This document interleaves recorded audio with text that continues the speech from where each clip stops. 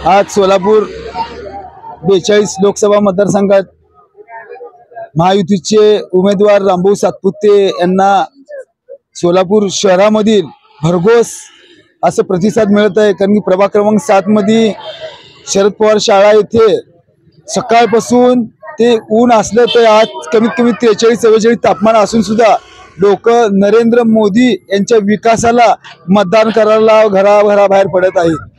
काही युवक किंवा युवती गावावरून येऊन इथं सोलापूरमध्ये मतदान करत आहे। कारण की येणाऱ्या काळामध्ये देशाचं भवितव्य हे नरेंद्र मोदी आहे।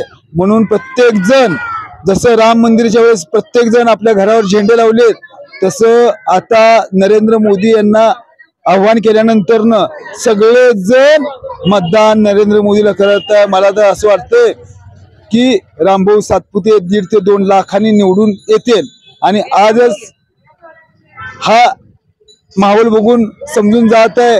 आता दुपारचे 5 वाजले तरी आपण बघताय लोकांची इथे एवढी मोठी गर्दी आहे।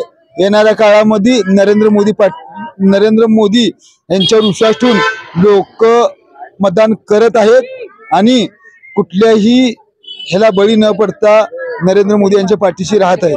कारण की मम्मी पडली पप्पा पडले, आता कुणाचा नंबर तर ताईचा नंबर आणि ताईचा नंबर एवढंच बोलतो। जय हिंद, जय महाराष्ट्र, जय